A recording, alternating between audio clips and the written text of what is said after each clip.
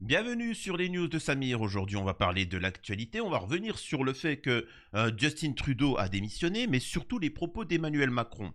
Au vu de la situation catastrophique qui est en train de se passer pour l'Occident à l'heure actuelle, je vais réexpliquer pourquoi. Macron a décidé de faire un discours assez véhément vis-à-vis de l'Algérie, mais ça ne marche plus. Contre l'Algérie, contre tous les pays africains. Et ça permet d'expliquer un petit peu depuis de longue date ce que j'essaie d'expliquer, c'est qu'il y a plusieurs voies à suivre. Soit vous choisissez la voie de la paix, hein, la voie des BRICS, hein, qui sont là pour l'économie, le travail, et ainsi de suite. Certes, les Africains, par exemple, ont des richesses. Échangeons. Nous aussi, nous avons des richesses. Échangeons. C'est un modèle plutôt des BRICS, hein, Russie, Algérie, Chine, etc. Et nous avons le modèle occidental, c'est-à-dire que on arrive, on crée des dissensions dans la population, on crée des tensions, des guerres civiles, et ensuite on ramasse toutes les richesses à moindre coût. La problématique, c'est que ça crée une immigration de masse, et ainsi de suite, ça crée le désordre, le chaos sur le long terme. Mais bon, bref, hein, donc voilà. Donc Emmanuel Macron s'est permis de se moquer des pays africains, et les pays africains vont lui répondre. Et c'est assez exceptionnel. Il va aussi se moquer d'Elon Musk, et Elon Musk va répondre, et je me suis rendu compte, en mentionnant assez rapidement, que vous n'aviez même pas les bases de qui était Soros, George Soros, Bill Gates, etc. Quels étaient leurs objectifs? Donc on va pas non plus rentrer en profondeur, mais vous allez connaître les tenants, les aboutissants, et ça va vous permettre de comprendre tout ce qui se passe à l'heure actuelle dans le monde. Ok? Avant ça, bien évidemment, je vous invite à vous abonner, laisser un petit commentaire, un like pour le référencement, me rejoindre sur les réseaux sociaux. Alors vous êtes beaucoup à me demander, oui, mais Samir, c'est où, etc. Je le répète, dans la partie commentaire de chacune de mes vidéos, le premier message que vous verrez, il y a tous les liens pour faire ne serait-ce qu'un don ou vous abonner à une chaîne secondaire. En parlant de dons, n'hésitez pas à soutenir la chaîne. 32 tipeurs, 293 €. Merci infiniment aux donateurs. Maintenant, on va pouvoir démarrer. Alors, je vais changer le programme, je vais expliquer qui est Soros dès le début. Je vais expliquer qui est Soros pour que vous compreniez qui est Macron, hein, qui est Macron, qui est Justin Trudeau, et ainsi de suite, et pourquoi il fallait soutenir Trump, pourquoi la situation est catastrophique pour l'Occident à l'heure actuelle, pourquoi ils sont tombés. Et après, ça va me permettre de mieux comprendre un peu le comportement des pays africains qui ont recadré Macron, et ainsi de suite. Nous avons sur Terre des individus dont ils sont milliardaires, George Soros, on a des gens comme Bill Gates, des gens comme ça, qui ont une idéologie.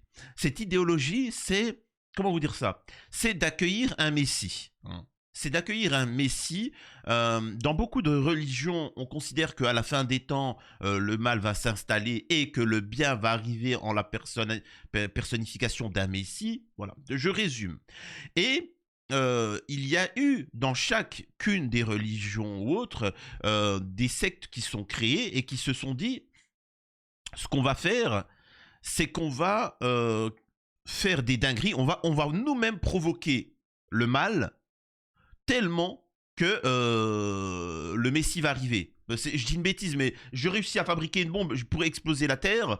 Bah, techniquement, le Messie, je crois que le Messie va arriver pour sauver la Terre. Donc, donc quoi qu'il arrive, il va m'empêcher d'utiliser le bouton. Donc, voilà. Donc, c'est des ouf. Hein. Donc, voilà, c'est pour ça que disparition d'enfants, rituel avec des enfants, nanani, nanana, etc. C'est fait pour ça, en fait, tu vois. Bref. Et donc, c'est Soros et compagnie, il faut donner toute la puissance au Messie qui va arriver. Hein. Et donc, en fait, ce qu'il veut, c'est affaiblir les nations. Et c'est pour ça que les Soros, les trucs comme ça, veulent effacer les nations. C'est-à-dire qu'il n'y ait plus d'Algériens, il n'y ait plus de Français, je parle de particularité, de Français, d'Italiens, il n'y ait plus de frontières, il n'y ait plus de frontières entre l'homme et la femme, il n'y a plus de frontières entre ceci ou cela, il n'y a plus de sacralité. Il n'y a plus de sacralité. C'est-à-dire que faire un enfant, bah, c'est du business. Voilà, demain, toi, en tant qu'homme, tout seul, tu te dis, ah, mais j'aimerais bien avoir un enfant. Bah, tu vas au magasin, tu commandes, tu commandes un enfant blond, machin, etc. Et 9 mois après, ben, tu as un enfant. Et ainsi de suite. Tout ça. C'est pour ça qu'il y a l'agenda LGBT et compagnie. Hein. Je parle de l'idéologie, hein. Je parle pas des gens. Donc voilà. Et vous remarquerez que les Soros, les choses comme ça, disent qu'ils veulent justement qu'il n'y ait plus de nation, qu'il n'y ait plus de civilisation, qu'il n'y ait plus d'histoire et ainsi de suite. Par contre, Israël, c'est le seul qui lui a des frontières, tu vois. Ça va être le seul pays qui aura des frontières parce que le Messie viendra dans cette région-là, toutes les religions, on considère ça. Donc, Israël, ce sera la seule endroit, Israël sera le seul endroit où il y aura des frontières, de l'ordre, une hiérarchie, et ainsi de suite. Tout le reste, ça sera un troupeau éparse où il n'y a plus de peuple, de nation, tu vois. Parce qu'on aura forcé tout le monde à se métisser, faisant en sorte qu'il n'y ait plus d'appartenance. Alors, je précise aussi, hein, encore une fois, il faut bien comprendre mes propos, hein, parce qu'apparemment, on m'a dit oui, mais tu as un problème avec quelqu'un qui va se mettre avec quelqu'un d'une autre ethnie. J'en ai strictement rien à faire. Moi, ce que je dénonce, c'est comme l'immigration. Je m'en fous que quelqu'un veuille aller vivre au Canada. Qui veulent aller vivre au Japon ou au Sénégal, je m'en fous. Moi, c'est l'immigration de masse que je dénonce. Tu vois. Et c'est le métissage de masse. Enfin, comment ça? C'est quoi cette histoire? C'est insultant. Bref.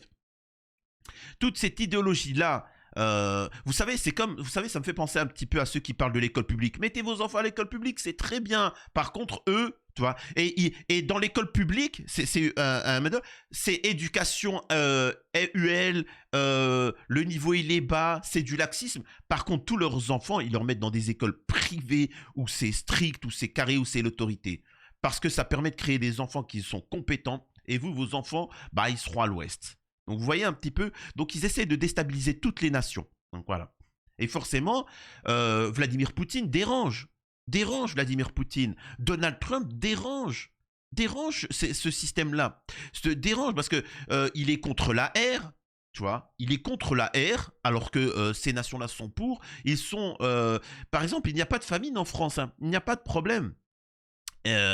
Concernant les libertés, c'est quelque chose de fondamental pour tout à chacun. Eh ben, ces gens-là veulent vous priver de liberté. Et petit à petit, avec certaines dictatures comme la dictature écolo, on vous prépare à vous contrôler. C'est-à-dire que quand tu dois sortir, tu dois demander ton passe machin, et ainsi de suite. C'est quand même fou. On nous explique que pour l'écologie, on est 90% de trop sur Terre. Donc il faut... donc c'est quand même exceptionnel. Bref, ça, c'est les Soros. C'est des gens qui influencent tout le monde. Et les Soros ont financé toutes les politiques dans le monde. Et c'est ce qu'on appelle les Young Global Leaders, des choses comme ça. C'est-à-dire que tu prends des mecs qui ont 15 ans et tu les prépares à être des futurs présidents ou ministres ou ceci ou cela. Et ça te fait toute une classe. C'est-à-dire que les mecs, il est d'extrême droite, de gauche, mais en fait, ils sont issus du même niveau. Hein. C'est-à-dire que Macron c'en est un, Trudeau c'en est un, c'est tous les mêmes. C'est une caste. Et donc forcément, Trump, il met un coup d'arrêt à ça, en plus soutenu par Elon Musk, ça dérange. Tu vois, ça dérange. C'est pareil avec l'Algérie. L'Algérie qui dénonce l'ingérence, parce que c'est le rôle de la France de faire ça en Afrique. Et dénonce cette ingérence. La majeure partie des pays africains, maintenant, ils ont compris et ils dégagent la France. Alors souvent, la France dit, ah maintenant, ils sont avec les Russes ou les Chinois. Non, non, non, ils sont indépendants. Et ils font du business maintenant. C'est plus de... Enfin bref. Donc voilà un petit peu le paysage à l'heure actuelle. Et ils sont en panique. Ils sont en panique. Macron est en panique. Il flippe. Et c'est pour ça qu'il est véhément. Une attitude méprisante à l'égard de l'Afrique. Le Tchad et le Sénégal dénoncent les propos d'Emmanuel Macron. Le président français a estimé que les dirigeants africains avaient oublié de dire merci à la France pour son intervention dans la lutte contre le terreau au Sahel, lors de sa traditionnelle conférence des ambassadeurs lundi à l'Elysée. Et là, je m'adresse à tous les Africains qui me regarderaient, parce qu'il y en a qui me regardent d'Afrique, où il y a eu du terreau, où il y a eu du terreau international, des pays étrangers, voisins, etc., qui sont intervenus en Algérie pour déstabiliser ce pays-là. Je suis bête, je donne la réponse. En Algérie. Et qui a réussi à lutter contre ces terreaux, à les dégommer et faire en sorte qu'il y ait la sécurité dans le pays et qu'il n'y ait plus un terreau? Qui? L'Algérie. Je pose une autre question. Là, je m'adresse au Mali. Bon, ils ont compris, mais c'est pour dire au Mali, au Niger, etc. Combien de décennies et décennies et décennies la France est là, soi-disant pour le bien-être? Est-ce que la situation s'est améliorée? Rien du tout. Donc le problème, comme le savent très bien les Africains, c'est la France. Alors quand je dis la France, on parle de la caste politico-médiatique, hein. Les Africains ne sont pas idiots, hein. Ils savent très bien, ils ne sont pas sous domination de cette caste-là. Donc ils voient très bien que le peuple français est en train de s'ouvrir. On a les agriculteurs en ce moment qui sont en train de péter la misère, les profs, les fonctionnaires, les auto-entrepreneurs et ainsi de suite. Donc tout est lié les gars. Euh, Le mec a dit, ils n'ont pas dit merci.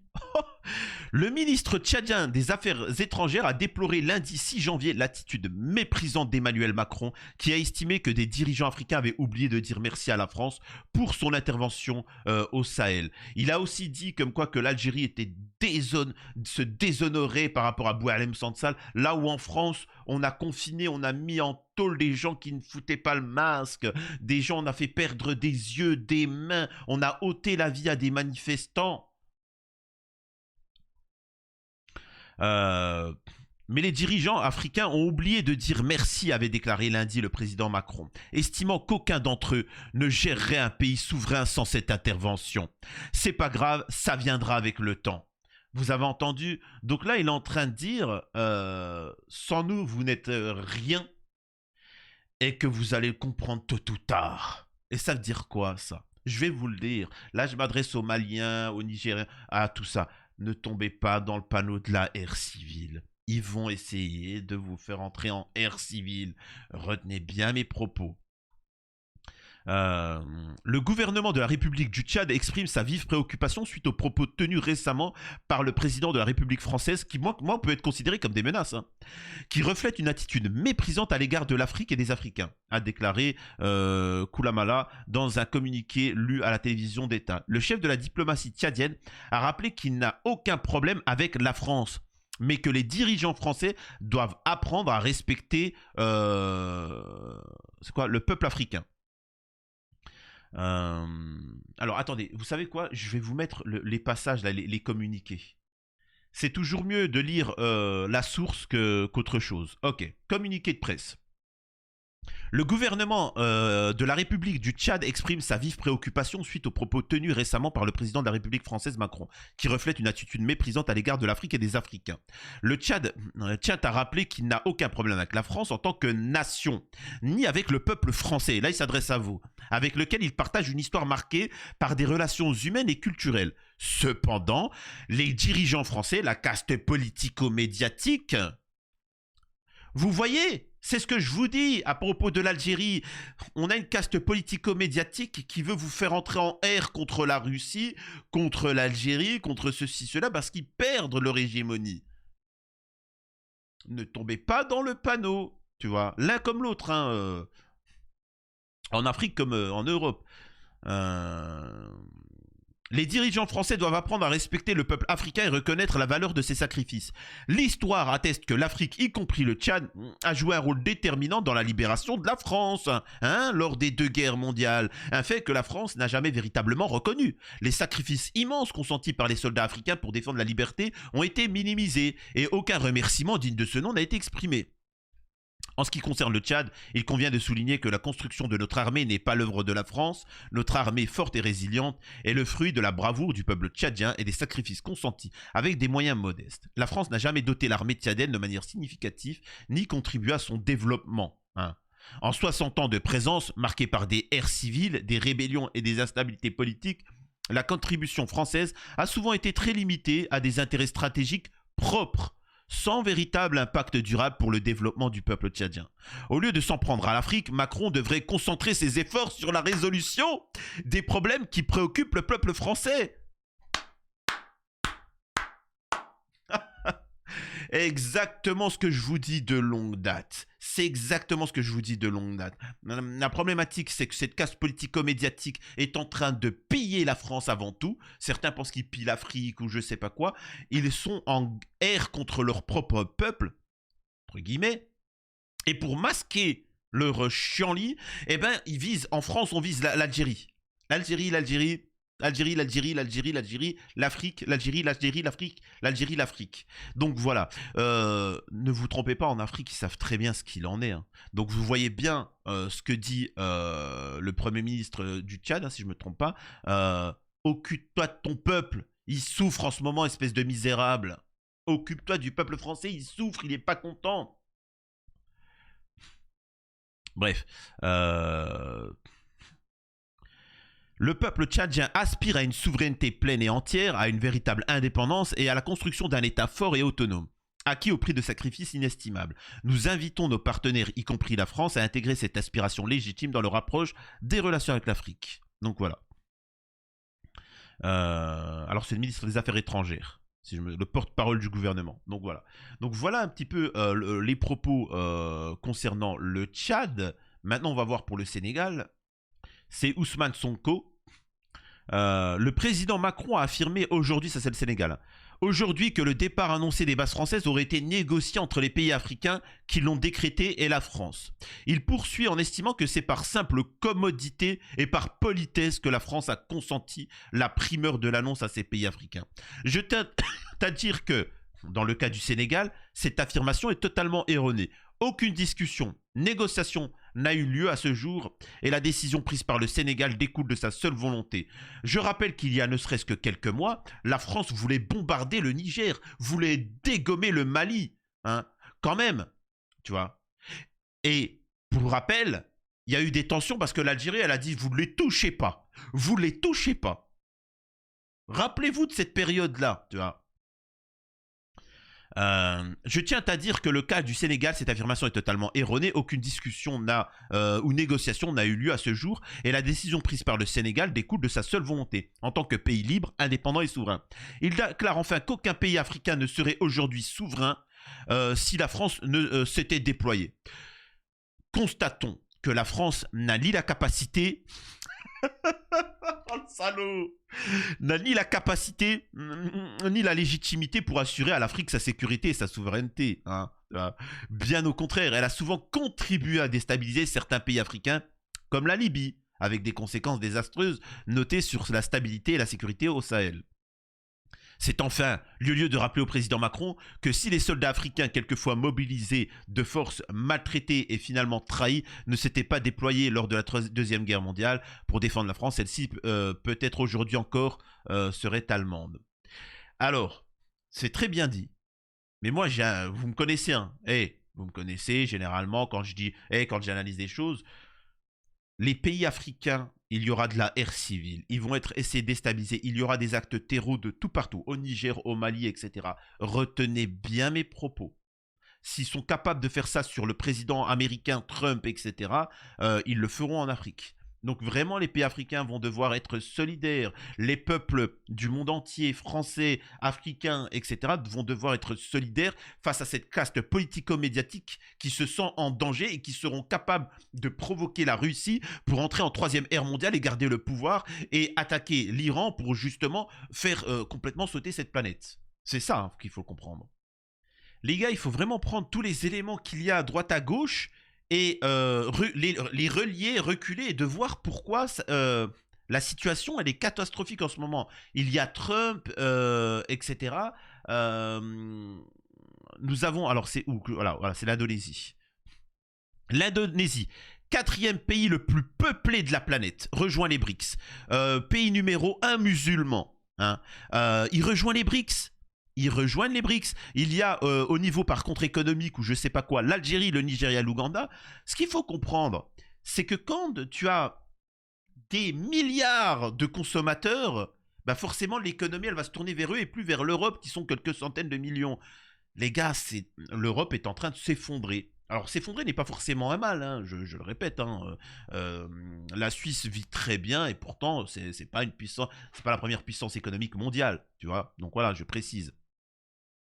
Donc ça explique pourquoi en ce moment le monde est en train de s'effondrer parce qu'il part à l'est plutôt qu'à l'ouest. Et ça, justement, le système a peur parce que c'est des traditionalistes. C'est des gens qui sont croyants, qui sont traditionalistes, qui sont pour la paix et l'économie. Là où ces gens-là sont pour la destruction des nations. Donc c'est pour ça que en France, par exemple, le rôle c'est de déstabiliser l'Algérie. Les milliardaires George Soros et Bill Gates ont interféré dans la politique européenne pendant des décennies, dépensant des sommes énormes pour influencer les élections. Ils promouvaient l'ouverture des frontières, le transfert du pouvoir des gouvernements vers des organisations supranationales. Merkel et Macron n'y ont vu aucun problème.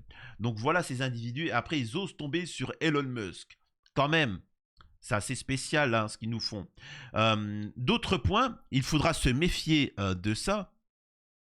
Alors, vous avez vu qu'il est tombé sur l'Algérie, mais regardez, le danger, c'est le Maroc. Le danger, c'est le Maroc. Et là, je m'adresse aux Marocains qui m'ont boycotté pour avoir critiqué Mimi Six, hein, celui qui se prend des kilomètres de... Voilà, bref. Mimi Six est un traître à la nation marocaine. Je l'avais dit. Et là, je m'adresse aux Marocains du Maroc, hein.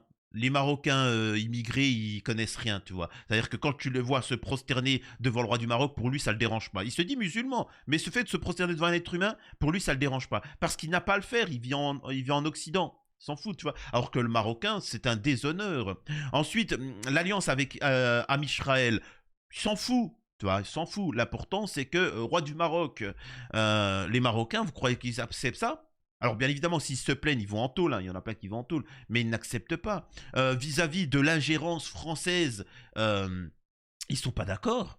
Ils sont pas d'accord. Donc je le répète, actuellement au Maroc, il y a une immigration de masse poussée africaine, poussée par le roi du Maroc pour créer comment on appelle ça, une future ère civile, c'est-à-dire que si les Marocains veulent se révolter, eh ben ils pourront plus parce que la moitié de la population sera d'autres nations. Au niveau des élites, elle est française, amisraélienne. Il veut donner la nationalité marocaine à des amisraéliens. 1 million d'amisraéliens, allez, vous donne la nationalité marocaine. Donc les Marocains nationalistes, ça, ils sont pas contents. Ils se disent, mais attends, comment ça? C'est gravissime, là. Le Maroc aux Marocains, qu'est-ce qu'il est en train de faire? Et donc, c'est ça le grand danger. Et je le répète, je suis pour que ce roi dégage et que le Maroc récupère, le peuple récupère le pouvoir et que disons qu'il y a un nationalisme un peu plus poussé, tu vois. Hein, je précise, et pas juste le roi, le roi, le roi. Le roi, c'est rien du tout, hein, tu vois. Il n'est rien, c'est le peuple qui compte. Écoutez ce que dit Macron.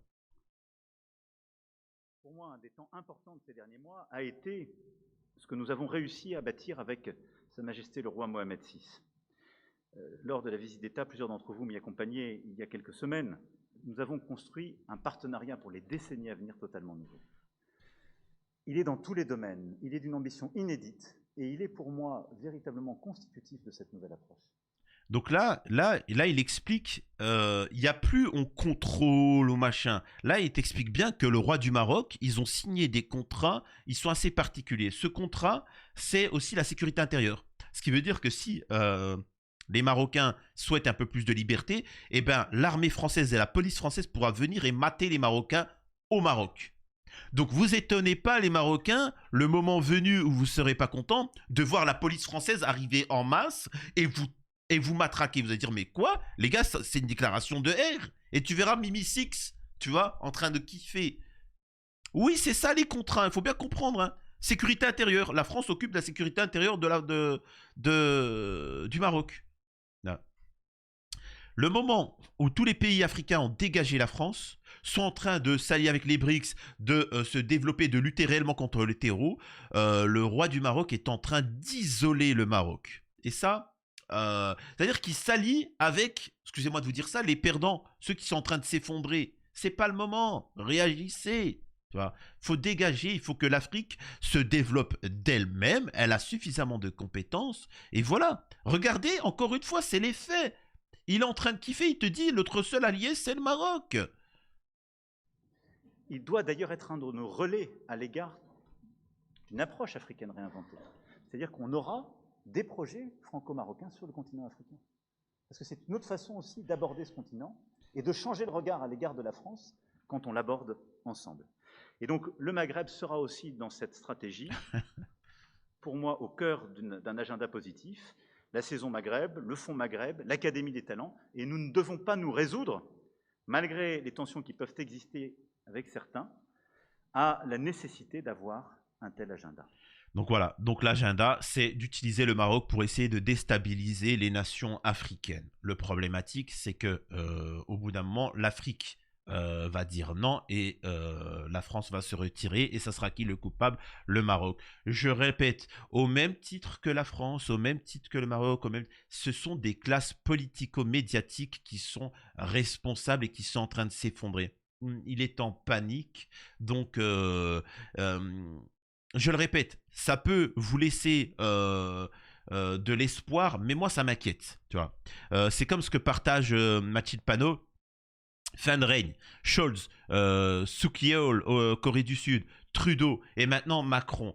Attention, attention, justement. Ils sont en train de s'effondrer. Donc, est-ce qu'ils vont pas provoquer la troisième ère mondiale avec la Russie, etc. et ainsi de suite, créer envoyer des milliers de terreaux en Afrique et ainsi de suite? Je sais pas. Les gars, c'est pas si simple que ça. Attention. Donc, je vous ai pas mis la réponse d'Elon Musk. Par rapport à Macron. Ah, tu parles comme la fois où Starmer a traité Trump de raciste et a déclaré que le gouvernement britannique devait tout faire pour l'arrêter. Hein, ou quand Starmer a envoyé des membres du Parti travailliste britannique faire campagne aux États-Unis contre le président Trump. C'est ça que tu es en train de dire? C'est ça l'ingérence? Donc voilà, donc bien dit de la part de Elon Musk. Les peuples, vraiment, hein, faut faire attention. Hein. Par exemple, on prend le cas du Maroc. Le Maroc, le peuple marocain récupère la gouvernance au Maroc. La première chose qu'ils feront, c'est même pas de penser à leur économie, de faire ci ou ça. La première chose, c'est Am Israël, c'est fini. Tous les sionards tous les sionards, machin, ça dégage du Maroc. Tous les Hanouna, tous ceux qui ont tenu des propos génaux, etc., ça dégage, etc. C'est la première chose qu'ils feront. Donc encore une fois, il faut faire attention aux termes. Il ne faut pas dire le Maroc. C'est comme en France. C'est pas le peuple français. Le peuple français il est en train de manifester, il est en train de souffrir. C'est cette caste politico-médiatique. Donc, espérons que ça va s'améliorer. Je n'y crois pas. Espérons qu'on ne va pas rentrer dans la troisième ère mondiale. J'y crois pas. Mais c'est quand même un petit peu... Au moins, on les fait transpirer. C'est déjà ça qui est bien. Donc, dites-moi ce que vous en pensez. À la prochaine sur les news de Samir.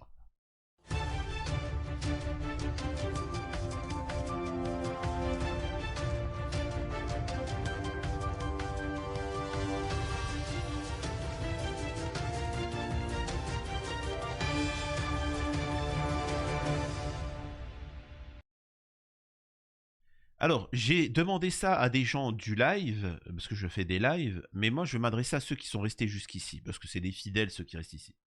Je vais préparer plusieurs interviews. Là, il y a plusieurs interviews qui vont arriver. Est-ce que je les mets sur la chaîne principale ou je fais une chaîne spécifique aux interviews? Je me suis rendu compte de pas mal de problèmes. Alors, si je les mets sur la chaîne principale, elles feront plus de vues. Une chaîne créée spécifiquement, il y aura beaucoup moins de vues parce qu'il n'y aura pas d'abonnés dessus. L'avantage, c'est que c'est aussi séparé, donc ça serait plus lisible. Je me rends compte qu'il y en a beaucoup qui me disent « Samir, pourquoi tu fais pas une interview de un tel, un tel, un tel ?» Je les ai faites, les mecs. Mais elles sont mangées par le fait que je mets 2 vidéos par jour. Donc au bout d'un moment, le mec, il n'a pas suivi, tu vois. Donc est-ce qu'il ne faudrait pas séparer les interviews? Dites-moi ce que vous en pensez. À la prochaine sur les news de Samir. Et n'oubliez pas de faire un don.